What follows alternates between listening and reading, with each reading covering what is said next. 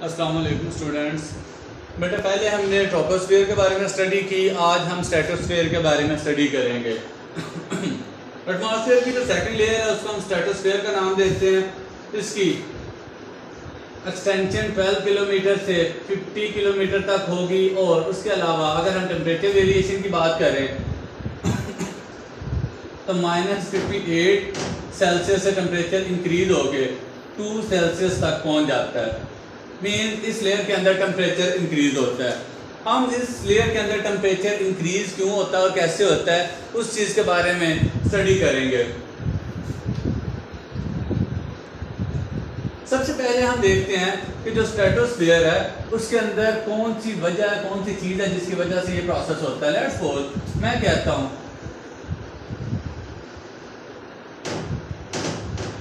ये हमारी स्ट्रेटोस्फीयर की थिकनेस है, ये लोअर स्ट्रेटोस्फीयर है,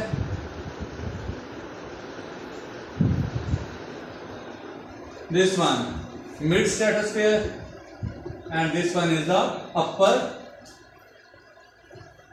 स्ट्रेटोस्फीयर लेयर। हमने इस स्ट्रेटोस्फीयर को भी 3 पार्ट्स के अंदर डिवाइड कर लिया है। एक्चुअली होगा क्या कि जब सन से अल्ट्रावायलेट रेडिएशन आती हैं तो इसकी अपर लेयर के अंदर ओजोन के मॉलिक्यूल्स मौजूद होते हैं। ये ओजोन के मॉलिक्यूल जब अल्ट्रावायलेट रेडिएशन के ऊपर पड़ेंगे ब्रेक डाउन हो जाएंगे तो ओजोन O3 जब डीकंपोज होगा तो ये O2 एंड O यानी मॉलिक्यूलर ऑक्सीजन और एटॉमिक ऑक्सीजन के अंदर कन्वर्ट हो जाएगा।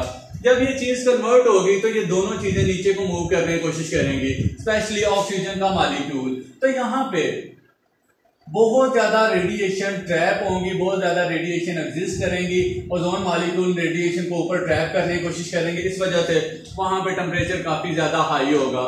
लेकिन ज्यादा रेडिएशन यहाँ ट्रैप होने के बाद बहुत कम रेडिएशन पहले की निस्बत मिड स्ट्रेटोस्फीयर तक पहुंच पाती हैं। मिड स्ट्रेटोस्फीयर तक एक तो रेडिएशन अल्ट्रावायलेट रेडिएशन बहुत कम होगी, दूसरा एटॉमिक ऑक्सीजन यहाँ पे अवेलेबल होती है जो कि O2 के साथ रिकम्बाइन होके ओजोन मॉलिक्यूल प्रोड्यूस करती है। जब ये ओजोन मॉलिक्यूल दोबारा यहाँ पे प्रोड्यूस होगा तो ये ओजोन मॉलिक्यूल यहाँ एग्जिस्ट करना स्टार्ट कर देते हैं, क्योंकि अल्ट्रावायलेट रेडिएशन ऊपर की निस्बत यहाँ पे बहुत कम आ रही है, जिसकी वजह से ओजोन मॉलिक्यूल डीकंपोज हो रहे थे। इनको डीकंपोज करने वाली अल्ट्रावायलेट रेडिएशन अपर स्ट्रेटोस्फीयर के अंदर ही काफी हद तक अब्जॉर्ब हो चुकी थी, इसी वजह से वहां पे टेम्परेचर हाई था। दूसरा, जब ये रिएक्शन होगा this reaction is exothermic reaction. Exothermic reaction हम ऐसे रिएक्शन को कहते हैं जिसके अंदर हीट रिलीज होती है।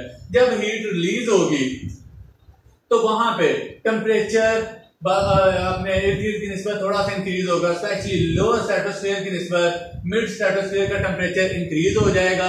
एक तो कुछ ना कुछ अल्ट्रावायलेट रेडिएशन यहाँ अब्सॉर्ब हो रही है, दूसरा यहाँ पे एटॉमिक ऑक्सीजन और मॉलिक्यूलर ऑक्सीजन के रिकम्बाइन करने की वजह से जो ओजोन मॉलिक्यूल प्रोड्यूस हो रहा है ये रिएक्शन एक्सोथर्मिक है, जिसकी वजह से हीट रिलीज होगी तो यहाँ पे भी टेम्परेचर थोड़ा सा हाई होगा। अब एक और बात कि अगर ये ऑक्सीजन का मॉलिक्यूल जो डीकंपोज हुआ था चलते चलते लोअर स्ट्रेटोस्फीयर तक पहुंच जाए तो क्या वहां पे भी ओजोन मॉलिक्यूल प्रोड्यूस हो सकते हैं। एक्चुअली लोअर स्ट्रेटोस्फीयर में ऑक्सीजन एटम यानी एटॉमिक ऑक्सीजन हमें अवेलेबल नहीं होगी। जब लोअर स्ट्रेटोस्फीयर में एटॉमिक ऑक्सीजन अवेलेबल नहीं होगी तो ऑक्सीजन मॉलिक्यूल जो ओजोन प्रोड्यूस करना चाह रहा है वो कभी भी ओजोन प्रोड्यूस नहीं कर सकता, क्योंकि ओजोन के अंदर 3 ऑक्सीजन एटम होंगे जबकि मॉलिक्यूलर ऑक्सीजन के अंदर 2 ऑक्सीजन एटम है। इसको एक एटॉमिक ऑक्सीजन की जरूरत होती है जो कि वहां पे अवेलेबल नहीं है। तो इस रिएक्शन के ना होने की वजह से, दूसरा यहाँ पे अल्ट्रावायलेट रेडिएशन बहुत कम तादाद में आएंगी अपर और मिड स्ट्रेटोस्फीयर की निस्बत, सो इस लेयर का टेम्परेचर ऊपर वाली दोनों लेयर्स की निस्बत कम होगा। है सारी की सारी स्ट्रेटोस्फीयर, लेकिन स्ट्रेटोस्फीयर को भी हमने 2 पार्ट्स के अंदर 3 पार्ट्स के अंदर डिवाइड कर दिया हुआ है स्ट्रेटोस्फीयर। सो अपर लेयर का टेम्परेचर वेरी हाई, मिड का एवरेज होगा और लोअर पे आते आते टेम्परेचर कम हो जाएगा।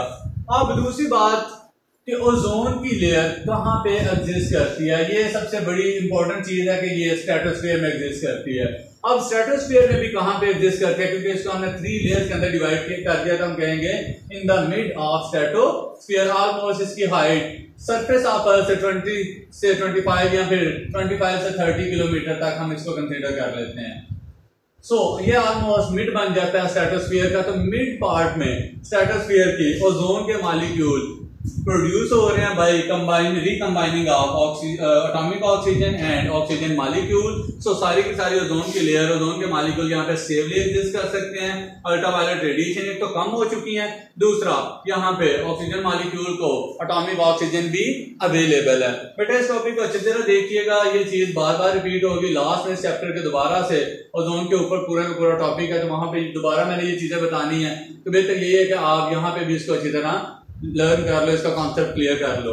अब कहते हैं ओजोन के बारे में साइड बार में एक चीज लिखी हुई है कि फोटोकॉपियर मशीन। वैसे तो अगर ये जमीन के ऊपर 20, 25, 30 kilometre above from the surface of earth exist करती है, this is very life saving gas, life saving layer of ozone, क्योंकि ये जमीन तक पहुंचने वाली अल्ट्रा वायलेट डेंजरस रेडिएशंस को वहां पे अब्सॉर्ब कर लेगी, जिसकी वजह से स्किन से रिलेटेड मुख्तलिफ बीमारियां, उसके अलावा इन्फेक्शियस कुछ डिजीजेस, फिर जो हीट है उसकी अर्थ की, उसको भी कंट्रोल करने में हेल्प करती हैं। लेकिन अगर यही गैस जमीन के ऊपर होगी, this is very poisonous gas, क्योंकि फोटोकॉपियर मशीन जहां पे हम स्टैटिक इलेक्ट्रिसिटी यूज करते हैं, इलेक्ट्रिक करंट यूज करते हैं, वहां पे इसके प्रोड्यूस होने का चांस होता है, क्योंकि ऑक्सीजन मॉलिक्यूल डिकम्पोज होगा और दूसरे मॉलिक्यूल के साथ अटैच होकर ये इसी तरह एटॉमिक ऑक्सीजन और ऑक्सीजन के साथ ओजोन प्रोड्यूस करना स्टार्ट कर देगा। इसीलिए फोटोकॉपी मशीन के पास अगर ज्यादा देर तक खड़े रहें तो हमें थोड़ी बहुत स्मेल भी आ रही होती है।